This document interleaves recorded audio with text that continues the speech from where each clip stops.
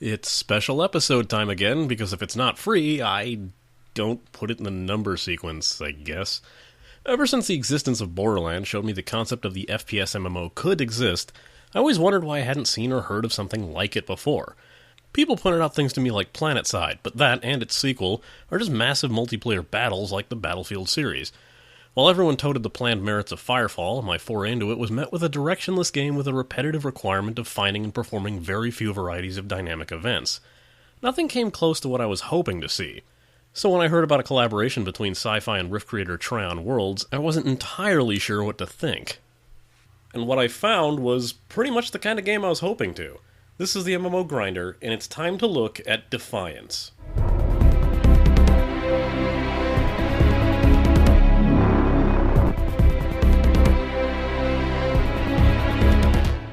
Released in early April of 2013, Defiance is an open-world MMO with a third-person shooter interface, using a myriad of projectile weapons to engage battle with many foes, where you take on the role of an Ark hunter, looking to amass a fortune by searching for Arkfalls, massive bits of spaceships that are consistently falling out of the atmosphere. Defiance is also a sci-fi show on the Syfy Network, which is touted as having a synergy with the game, and many have speculated on just how they would do this. Beyond the opening cutscene featuring the two main characters of the show, there's not much you need to know about the show to play the game. Of course, since the show is a big part of the whole Defiance experience, I'm not entirely sure where a good place in this video would be to talk about the show. Now's good. Defiance follows the story of Josh Nolan and Orisa. Nolan is a former soldier who fought against the invading alien forces known as the Votans Collective, and became one of the legendary Defiant Few, a group known for coming to an armistice with the Votan forces in order to save the lives of innocent people against the orders of the high commanders of both sides of the war. Orisa is his adopted daughter, an alien known as an Arathian, whose Nolan saved from being tortured by a cult. Due to circumstances of the first episode, Nolan takes on the job of lawkeeper in the town of Defiance, and works to uncover numerous conspiracies that are going on in the town. The show gets a bunch of understandable but unfair comparisons to Firefly. Sure, Nolan's a wisecracker, no-nonsense sort with his own agenda, with a prostitute as a potential love interest, but that doesn't immediately make him Malcolm Reynolds, even if I can see why you might draw that conclusion. Hey, kid. Thanks for keeping my seat warm. Who the hell are you? I just been gambling with this young casty bonehead here. He's into me for 200 script. And I'd just as soon not break up a winning streak. So if you can postpone your lynching till after I collect my money, I'd appreciate it.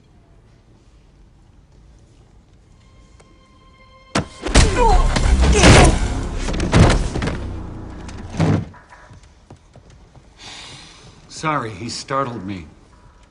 Orisa does come across, especially in the opening cutscene, as kind of cold, ruthless, and blunt. But there's reasons for that they've been quite slowly revealing. This does lead to some genuinely amusing moments in the show, however.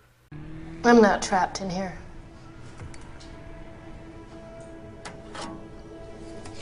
If I wanted, I could have grabbed your wrist, broken every finger on your hand, taken the keycard to the cell which you left hanging from your belt. Before you knew what was happening, I'd already be out of this cage and separating your head from the rest of you with one of my blades. What is wrong with you? You wanted conversation. I tend to enjoy the show, but I do have some issues with it. I find it many times relies too much on the, hey, this guy I trusted turned out to be evil trope, and there's this odd and occasionally needless focus on sex that rarely seems plot necessary, with the aforementioned prostitute love interest being shown with numerous clients, and the Castathan race having a ritualistic attachment to sex, going as far as the Tar family being angry that their son's girlfriend doesn't want to bathe together with all of them. This is also one of those sci-fi shows that have a ton of lore that isn't immediately revealed in the show, with only bits and pieces shown, but a trip over to a wiki will get you the full investment. Only then you'll understand that Earth got so messed up, completely by accident, what exactly Arctech is, and why everyone wants to go to Antarctica so damn much.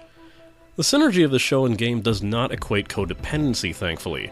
You can hate the show and like the game. You can hate the game and love the show. Alternate settings both have their own stories, and being well-versed in both only provides tidbits of information. You'll better understand why everyone in the show is after that odd-looking trinket when you play the game. You'll understand why a character in the game seemed almost possessed when coming in contact with Arctech if you watch the show. It's more info, but it's not required info. This intro's gone on a bit long enough, though. I mean, I'm not here to talk about Defiance, I'm here to review Defiance, the video game. Let's get this going.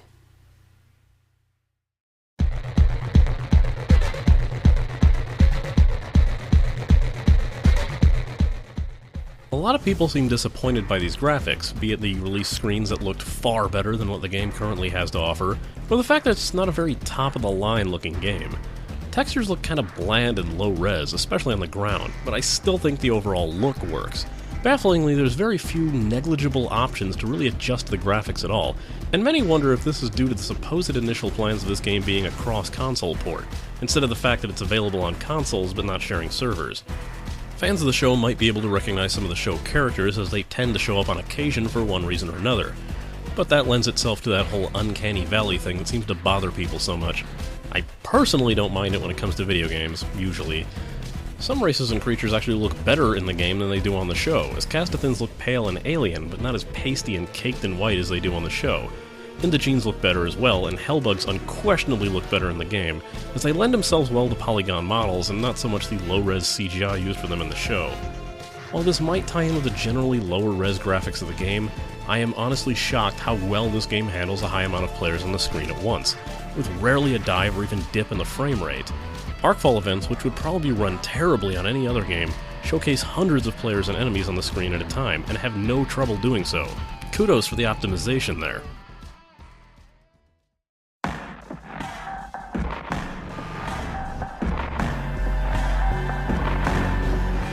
There is a definite theme to this soundtrack, and it's seriously one of the most eclectic things I've heard in a while.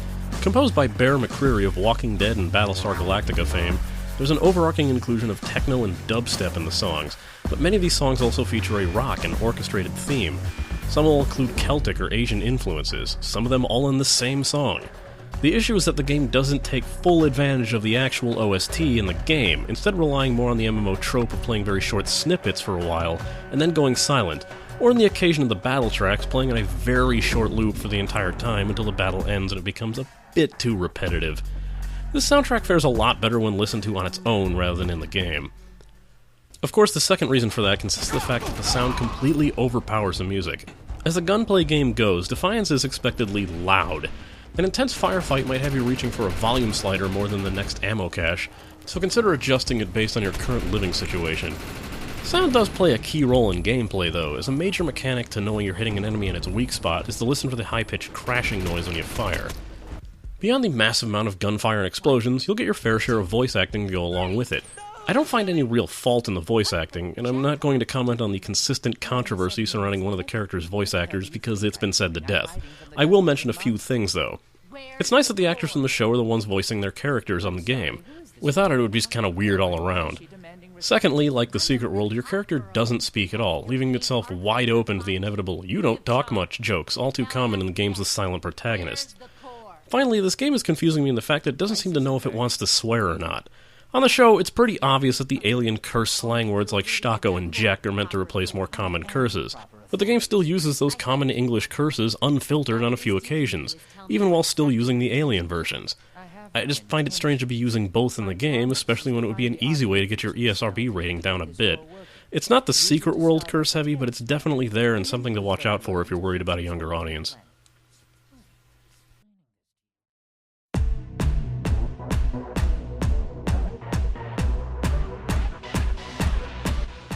I was going to mention this in the intro, but that space got a bit cluttered. You might have noticed many an angry rant about the launch of this game, which admittedly was a total mess. Downloads literally took hours, sometimes days, and they would crash near completion, forcing the entire process to start all over again. I can imagine how annoying this would be for a lot of players, but there's a few factors that they didn't immediately think of. One, the rushed pace and fervor of the game being tied in alongside a television show meant that there would be a lot of things that they'd be unable to address in time for their scheduled launch, and considering how fast they fixed these problems, I'd say they handled it pretty damn well. Secondly, welcome to MMOs. I don't know why people always play these games at launch, they almost always have issues. But John, or MMO Grinder for those who don't realize that that's the show's name, not mine, this was a serious disaster. People weren't able to play the game that they paid for. It's unforgivable and it's guaranteed to fail for it. Okay, yeah, I know, it was pretty rough. I mean, it's kind of tough for a company to come back from that kind of horrible fiasco. I mean, good example, one MMO way back when, almost a decade now, came out and it was so popular that they couldn't even keep the servers up for like the first month they were running it, and anybody who tried to log in, the game would immediately crash, and if they were in the game, then it would just be horribly server lagged, and it was just borderline unplayable. The problem got so bad that the company actually had to pull all of the copies of that game off the shelf and refuse to sell it until they could fix the problem and catch up with their own popularity. I mean, what kind of game could possibly recover from something that horrible? Something called World of Warcraft? I don't know, I'm pretty sure no one's ever heard of it. That bit of currently irrelevant trivia addressed, let's move on to the actual game for once. First off, you'll notice that the character creator is painfully limited, allowing you very few choices in your face, skin tone, hair color, and that's about it. It's not really easy to create a character overly unique, but this, once again, probably ties into the fact to make sure that multiple players can be easily rendered on screen. It's a sap to personal creativity, but it is what it is. You're also locked into two races, human and Arathian. More apparently on the way, however. There are no classes in the game, but you might be confused by the 4 choices presented to you when you start, which some have referred to as origins.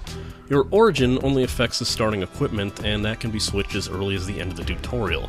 The origins are Survivalist, Veteran, Outlaw, and Machinist, all of whom come equipped with a pistol, and then a secondary weapon of a bolt-action sniper rifle, an assault rifle, a shotgun, or a light machine gun respectively. Whether or not this will be fleshed out in any real form later remains to be seen. I do see some potential for something unique there, but I don't know if they'll ever get on that. Once finished, you're taken to an opening cutscene where you're on board a stratocarrier and have a chance meeting with Nolan and Orisa from the TV show. If you're looking forward to see more of these characters in the game, tough.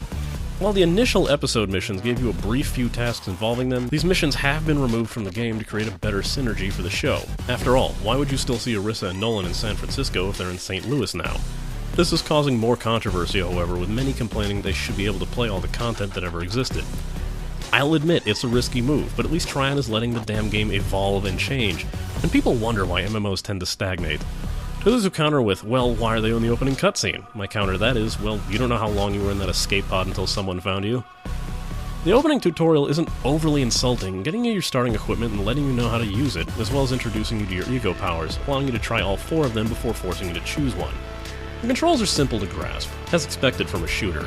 WASD moves and strafes, focus your crosshair on an enemy and fire using the left mouse button. You can zoom in using iron sights or scopes by holding the right mouse button, and the right mouse button might be used as a secondary function for some other weapons. Change your weapons by using the mouse wheel or pressing Q. Interact with the environment by pressing E, which sometimes might need to be held. F uses a melee attack, Shift lets you sprint, Space lets you jump, G tosses out your grenade, 1 activates your ego power, and any direction and Alt will let you dodge. Your ego power is one of 4 abilities which have a short use and a long cooldown that you can use in a pinch. These include Overcharge, which greatly increases your attack, Cloak, which stealths you, Blur, which greatly increases your speed and melee power, and Decoy, which sends forth a holographic image to distract your enemies. There are also lesser ego powers that you can use to augment your character, and they're all unlocked from a massive grid. Unlike a lot of MMOs where your level is clearly defined by a level 1 or level 15, your ego is a massive number from 0 to the upper thousands, and the higher your ego rating, the more powers you'll have available to you. Your ego level also affects the gear that you can equip, but unlike a lot of MMOs, gears isn't always a massive upgrade that'll save you in the long run. The game focuses more on skill, with better gear being only marginally better than previous gear, even at some of the highest levels. Weapon loadouts consist of a primary, a secondary, a grenade, and an energy shield, all of which can be swapped from the loadout screen. You can also have other loadouts unlocked for more easy weapon switching when the situation calls for it. You can also equip your preferred ego power perks at the loadout screen. More perk slot will unlock with your level.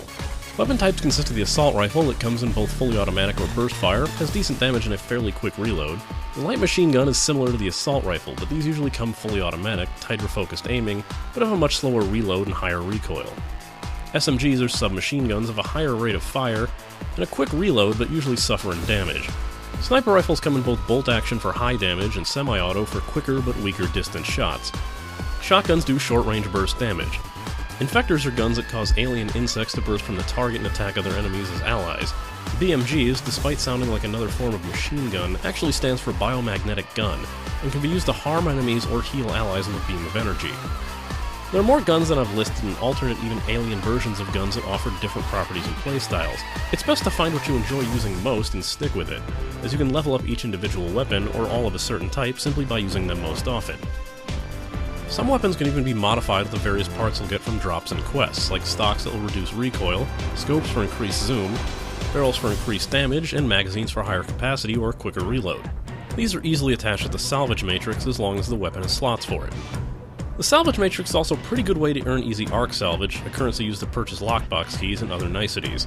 It helps to break down and sell often, as items are plentiful and inventory space is not. While space is granted with your level, the amount of items you'll find will often fill up your inventory quickly, forcing you to get rid of many of them.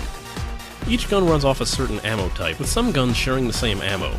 You won't last very long if your primary and secondary weapons are an assault rifle and a light machine gun, but a submachine gun doesn't use the same ammo, so you can have both of those equipped if you prefer fully automatic weapons. Ammo can also be replenished from enemy drops or the various ammo caches scattered around the map, but they tend to suffer from that fate of not being close by when you tend to need them the most. Fast travel in the game comes in two forms. The first and most simple is by opening your map and double-clicking on any fast travel icons that you've unlocked. The second, slower but much more fun way is with the vehicle system, highly similar to any mount system in most MMOs. After a few quests you'll gain access to a vehicle and more can be purchased for fairly cheap. Once equipped on the loadout screen, you can press V to summon it, get onto it or off of it with E, and drive it with WASD and Shift to boost. You might also notice a common theme among some of these vehicles. Yeah, apparently Dodge was the only vehicle manufacturer to survive the Votan invasion in Arkfall Apocalypse. There's actually an in-universe story-based reason for this too. It's almost as goofy as you'd think it is. The game features a pretty straightforward questing system. There's different types of quests and story-based main missions which will lead you along the map. Scattered along the map are side missions, usually much shorter and not really featuring any story content. You'll also find minigames like accuracy-based hotshot missions, rampage missions where you fight against waves of enemies, and driving missions where you drive a vehicle through checkpoints. Each minigame shows you a scoreboard which, I swear some asshattery is afoot, with the nigh impossible scores listed. It's mildly discouraging, and I hope they fix it, even if the rewards are based on set rank and not the scoreboard. Missions are almost always guided by a second asset of your ego, an onboard holographic program that's a cross between Cortana and Navi. She is consistently parroting the same phrases to you, and after a short while you'll have heard all of them. It gets pretty repetitive, but after a while I just tend to tone her out. While out and about, you may stumble across various dynamic events, like Arkfalls, sieges, and even just a small group of people under attack, similar to events that would happen in Red Dead Redemption. I actually like this variance quite a bit because even if the shorter ones tend to repeat, they don't take up a lot of time to do, and it's entirely up to you if you want to do one. As for the previously mentioned Arkfalls and sieges, I'll cover that one in Community. One final notable quest type is the episode missions, which most directly correlate with the television show. Here's the kicker with these. The original run of the game had a few involving Orisa and Nolan, sort of a preview of their lives before they entered the town of Defiance. At first, the plan was to remove these missions entirely from the game once the show launched, allowing players 2 weeks from launch to get their missions completed. However, that launch fiasco and some general backlash caused Trion to do a rewind event, bringing the missions back until the 3rd of June. Judging by the date on the title card and the credits of this video, this is over now and the missions are again gone. Not to say that there aren't new episode missions to play. The latest batch in the game involves a character featured in a few episodes of the show, an Arathian woman named Rin, who managed to escape her captors and head out west to San Francisco, so her story picks up here. It's an interesting way to handle the synergy of the show and the game, and it makes me wonder what else Trion has in store, especially in the realm of the game to TV show is planned. While I do understand that people might be upset that content that was once there may no longer be available later on, keep in mind just for how long that MMO players have been complaining about a stagnant world that never changes. If it bothers you that much, don't bother playing the game, but I'm willing to stick around just to see how far they're willing to go with it. As for the other critique of synergy, that people fail to see how the game could be affecting the show, without the show allowing an entire season to be made first.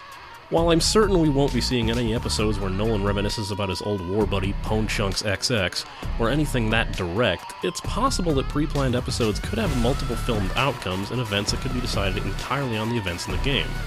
It wouldn't really be that different than having viewers vote on an ending to an episode, and that's been done all the time on TV. Well, time will tell.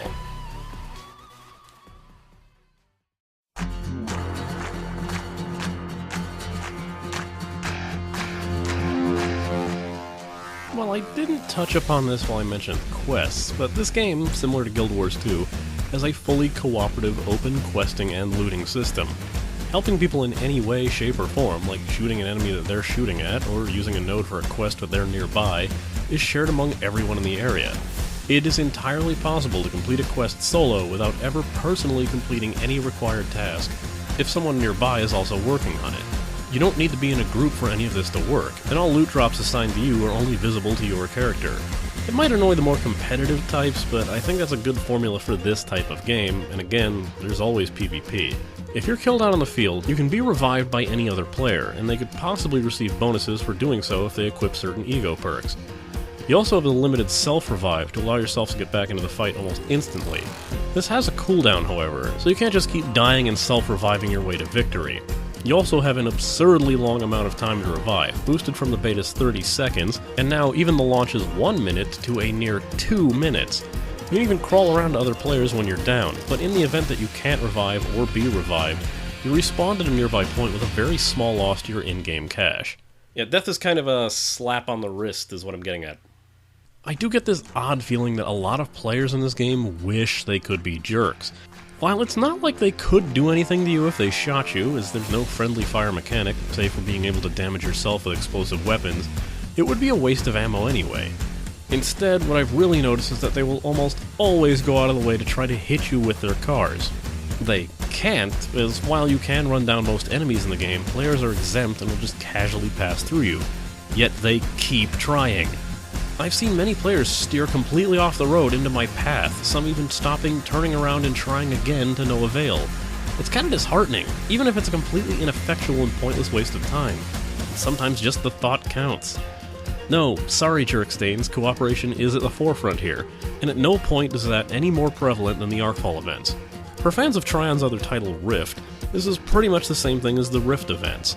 Randomly, parts of the map will highlight themselves, and heading to those points will find you a huge crystal under attack by a group of enemies. Defeat those enemies and work on destroying the crystal yourself and you'll complete it. Sometimes. Other times that one crystal will only be a set of many of them, and you'll need to travel to all of them in an area, spawn a final boss event, and then complete it. Arkfalls are amazingly fun, even if they tend to suffer from repetitiveness after a while, but the rewards are rather worth it. And there's a lot of fun to be had seeing the absolute chaos on screen, as dozens of people in the area will converge on these points, and then having everyone summon their vehicles at once and drive off in different directions. A new variation on the major dynamic events are in the form of sieges. Instead of working to destroy a crystal in a set amount of time, you have to protect a set amount of points for a certain amount of time, fighting off increasingly larger waves of enemies. Rewards granted to the group are greater the more waves of enemies have been defeated before the timer runs out. Progressing through all your ego levels will allow you to access the game's various instance dungeons, each with a slightly different playstyle. Entering an instance is ridiculously easy. Just press the N key and bring up the list, and then choose any of the ones that you're eligible for and you can get into the queue. You'll be automatically summoned once a group is found. The same also works for PvP. This time you can queue for one of the structured PvP events, or the Shadow War.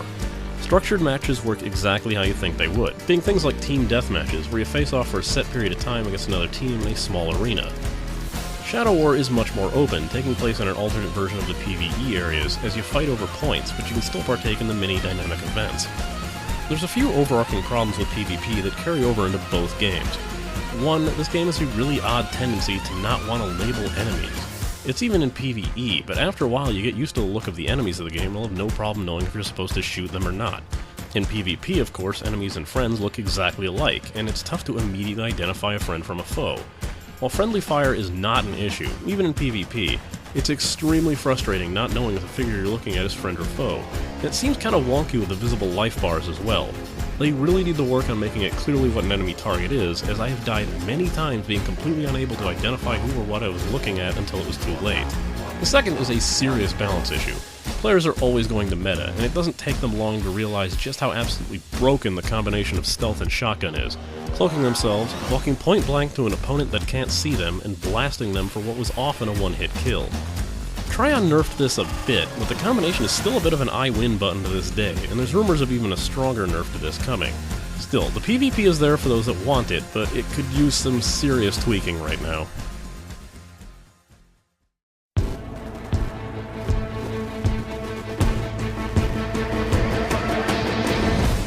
Yep, another buy-to-play game has a cash shop. Guess they have to keep up with server costs somehow. First off, the majority of the draw here is probably the different looks for your character. While there are a few in-game that can be unlocked, a lot of the better-looking ones are in here, but I've never really felt anything in here was needed or better than what was normally available. This is something that could be fleshed out a bit more. It's not quite as impressive or interesting as the clothing system in the Secret World, as it's pretty much limited to your body and your head. game's inventory space fills up fast, and while you do earn more with each level, it's not a horrible idea to nab more slots if you play this game quite a bit. It'll let you keep a massive backup weapons and mods while still letting you take on new loot without having to triage it so often during your missions. In the event you earn something like a quest reward with a full inventory, you can head into the cash shop and click Claim to retrieve it once you've made a room, so don't worry about losing any items due to a full pack. Okay, time to talk about a couple things that people have been misunderstandingly calling this game pay-to-win over. Again, pay-to-win does not mean what so many people tend to think it means. It does not work that way, if you prefer, especially in this game. Argument 1 is the lockboxes. When purchased, you're automatically granted a random set of weapons or shields, and some of them can be of really good quality. Here's the thing, I have a fantastic purple quality assault rifle equipable at the earliest level that I got from one of the episode missions.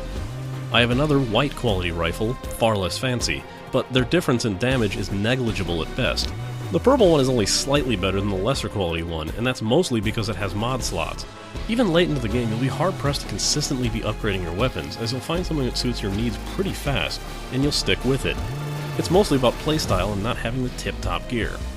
Earning lockboxes is also ridiculously easy if you just do a few Arkfall events, since you can earn the key codes and Ark salvage needed rather quickly. Also, the math has been done that it just makes a lot more sense to buy Tier 3 lockboxes and not worry about spending all that money on a Tier 4. In short, when it comes to the weapons, it's how you use them, not how awesome they are. I'd say it's a pretty welcome change considering how loot-based MMOs have been getting lately, but you can expect some loot-loving players to be extremely annoyed that they aren't getting any better shinies all the time. Second aspect people go on about is boosts. XP boosters are nothing new to the MMO market, but Defiance offers boosters for quite a few things, like script collection, loot drops, and more. However, these can be purchased not only for yourself, but your group and your clan, and they can be stacked. The reason I don't consider this pay-to-win is leveling is almost unnecessary as gear upgrades. The most you'll have access to is more ego powers and perks. It's not like you can suddenly get some massive bonus to accuracy or power as you level up like you would in other games. It's really just for people who want to get things done faster. It doesn't immediately make them stronger. And of course, the XP booster is a pretty rampant trope in the world of subscriptionless MMOs. Of course, the fact that you have to pay for this game in the first place, along with some of the expansion content, might be enough of a wall for regular viewers of this show. Your call.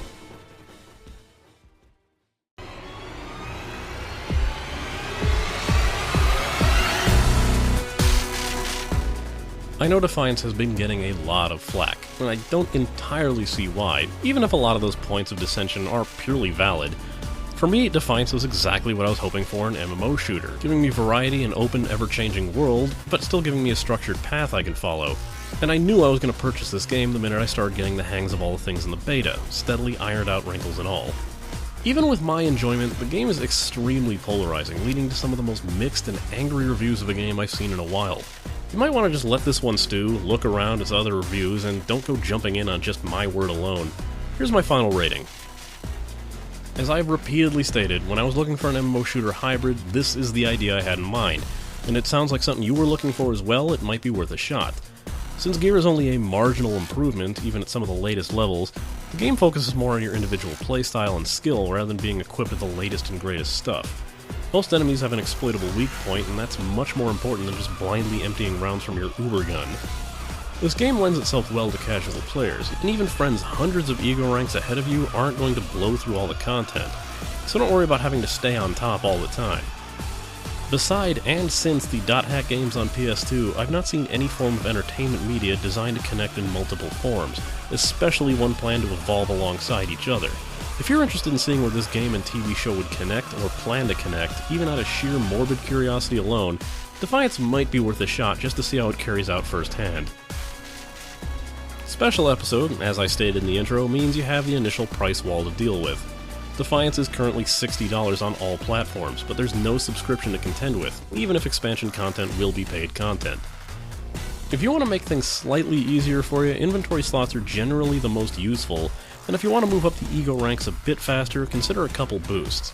You'll unlock more quicker, but then again that's pretty much all you'll do with them. As a shooter MMO, it suffers from the repetitiveness of both. Most every mission consists of heading to a point, shooting enemies in their weak spots, activating nodes, and rarely does it sway from this. If you're not a fan of shooter gameplay, this isn't any different from many shooter games, FPS, arena shooter, or not. You point to your gun and you shoot, and if that's not so appealing to you, this game won't be either. Finally, it's called a paywall for a reason, and if $60 is a bit much for you, wait for a sale, of which there have been many, or just avoid this outright. One final note I'm not going to place on the card here, but will mention for the sake of mentioning: bad launches do not equate bad games. Sorry if you were burned by the launch, but that's been resolved, and if you were still holding a grudge over that, sorry, that's all that can be said about it. Of course, Defiance isn't really the game that Trion Worlds is most known for, now is it?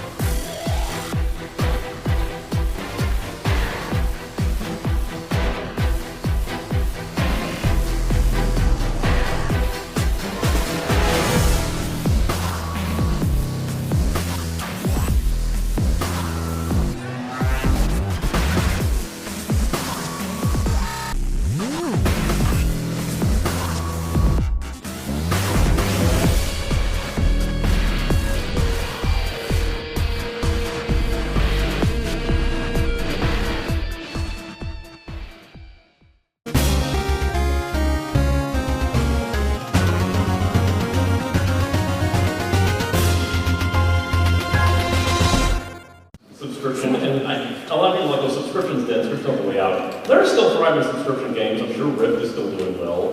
Rift is still doing well. Rift is still doing well. Okay, I admit it, subscription's dead.